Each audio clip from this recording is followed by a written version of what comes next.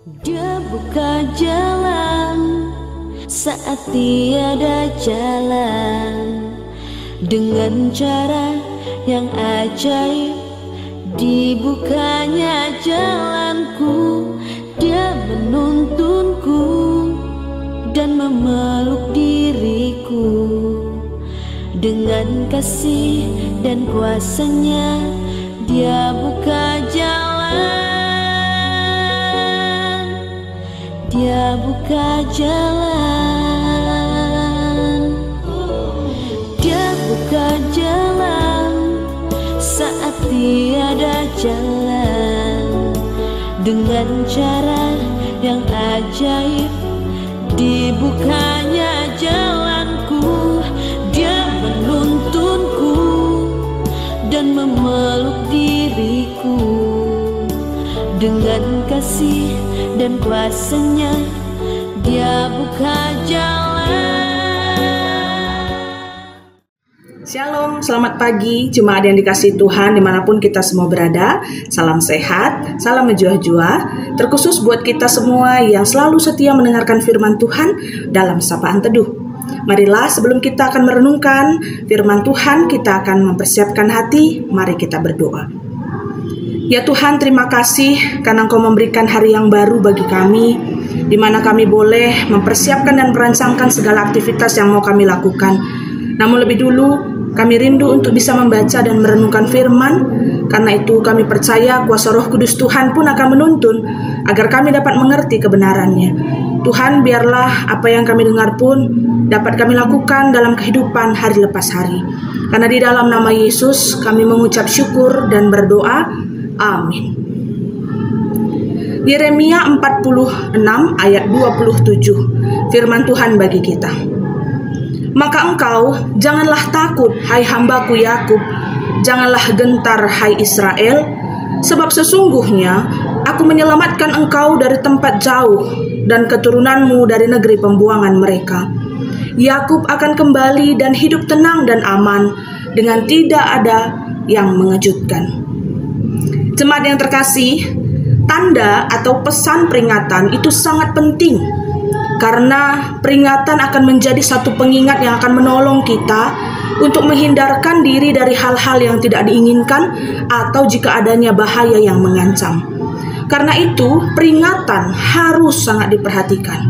Misalnya, kalau kita sedang berada dalam gedung, lalu ada alarm peringatan kebakaran yang berbunyi, saat itulah semua orang harus cepat bertindak dan tepat melakukan sesuatu untuk menghindari diri dari kebakaran. Bagi yang tidak mengindahkan peringatan, dia akan menerima konsekuensi dan akibatnya. Seperti apa yang ditulis juga di dalam Yeremia 46 tadi, yang berisikan sebuah nubuatan mengenai penghukuman atas bangsa Mesir. Ini adalah satu peringatan yang harus diperhatikan dengan baik. Bangsa Mesir pada saat itu harus berjaga-jaga terhadap serangan Babel, karena mereka pada akhirnya akan dikalahkan oleh bangsa Babel. Dan seturut catatan sejarah, Raja Nebukadnezar pun akan menyerang kerajaan Mesir itu di sekitar tahun ke-37 masa pemerintahannya. Dan Babel pada akhirnya nanti akan dapat masuk menguasai tanah Mesir. Allah memakai Babel untuk melawan kekuatan besar dan kesombongan bangsa Mesir selama ini. Dan melalui kejadian yang dinubuatkan ini, Allah ingin menyampaikan juga pesannya kepada bangsa Israel, bangsa yang dikasihinya, yang selama ini juga masih sering sekali bergantung pada kekuatan-kekuatan bangsa lain. Allah memperingatkan bahwa sekalipun bangsa Israel adalah bangsa yang kecil, bangsa yang lemah di antara kekuatan-kekuatan besar bangsa lain, tetapi Allah tetap akan memelihara Israel. Walaupun Israel sedang menjalani hukuman karena pelanggaran akan perintah Tuhan, tapi di dalam keberadaan mereka di tanah pembuangan, Israel tetap dalam rancangan Tuhan untuk mendapatkan keselamatan dari Tuhan. Seperti apa yang dituliskan di dalam ayat 27 dan 28, bahwa Tuhan akan tetap menyertai dan melindungi umatnya. Israel memang mendengar apa yang menjadi nubuatan terhadap bangsa Mesir atas kehancurannya bagi orang-orang Babel pada waktu itu. Sehingga wajar bangsa Israel juga sangat takut dan khawatir. Sehingga Yeremia pada saat itu tetap memberitakan bagaimana adanya kekuatan dan penghiburan Allah kepada mereka. Sehingga berkali-kali dituliskan tadi, jangan takut sebab Tuhan akan menyelamatkan. Jangan takut sebab Tuhan akan melindungi umatnya, bahkan itu di negeri pembuangan. Jangan takut sebab Tuhan juga akan menyertai keturunan Yakub. Dan jangan takut bahwa Tuhan juga akan melindungi kehidupan orang yang benar dan yang turut akan hukum Tuhan. Dan saudara-saudara yang terkasih, di sepanjang kehidupan kita pun Allah sering sekali memberikan peringatan melalui firman-Nya, atau juga memberikan bagi kita peringatan atas berbagai hal yang terjadi dalam hidup kita. Semua itu disampaikan agar kita dapat menjalani hidup seturut dengan kehendak Tuhan. Sehingga kita sebagai anak-anak Tuhan pun harus memiliki kepekaan hati, harus taat, dan terus percaya juga berharap kepada Tuhan. Tuhan adalah Allah yang berdaulat atas semua bangsa. Apapun yang Dia lakukan tidak akan sanggup dihalangi oleh manusia, karena kita adalah manusia yang terbatas. Tapi kita percaya Allah itu adalah Allah yang berkuasa, yang bisa memakai segala kejadian ataupun bangsa-bangsa menjalankan apa yang menjadi kehendak Tuhan. Karena itu marilah kita hidup bertanggung jawab di hadapan Tuhan. Kita harus percaya dan menghidupi firman Tuhan sebagai peringatan-peringatan Tuhan, supaya kita terus berjalan seturut dengan kehendak-Nya yang selalu kita dengar dan kita pelajari, supaya firman Tuhan bisa menjadi satu landasan kita mengkoreksi kehidupan kita menjadi benar seturut dengan apa yang Tuhan mau. Tuhan Allah melindungi kita, Tuhan Allah mengasihi kita, karena itu turutlah peringatan dan perintah-Nya. Amin. Kita bersatu di dalam doa dan kita akan bersyafaat. Mari kita bersatu hati, kita berdoa. Ya Tuhan, terima kasih firman-Mu hari ini telah kami dengar. Kami diperingatkan supaya kami bisa menjadi anak-anak Tuhan yang taat dan setia akan firman-Mu. Dan biarlah Tuhan, kami boleh berpekah hati, kami terus berharap, bersandar hanya kepada kuasa Tuhan yang merancangkan segala sesuatu yang baik dalam kehidupan kami. Terima kasih Tuhan, dan kami juga masih terus bersyafaat untuk setiap hamba-hamba Tuhan, emeritus kami yang sudah selama ini dengan setia melayani Engkau Tuhan.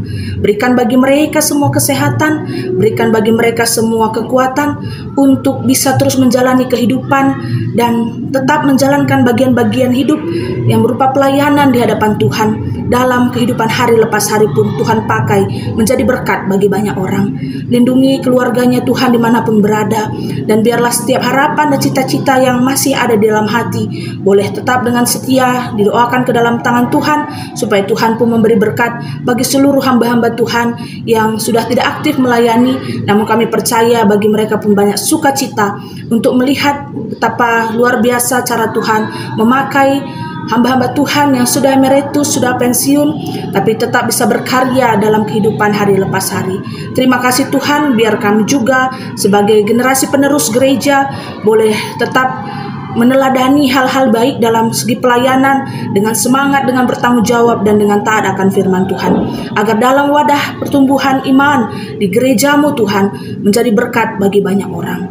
Inilah doa kami bagi kami semua yang telah mendengarkan firman Tuhan dan yang memakaikannya dalam kehidupan hari lepas hari. Tuhan tolong kami, dan dalam aktivitas kami selanjutnya pun kami percayakan hanya ke dalam tangan-Mu. Inilah doa kami Tuhan, di dalam nama Yesus Juru Selamat yang hidup kami mengucap syukur. Marilah bersama-sama kita menutup doa ini dengan doa yang Yesus ajarkan. Bapa kami yang di sorga, dikuduskanlah nama-Mu, datanglah kerajaan-Mu, jadilah kehendak-Mu di bumi seperti di sorga.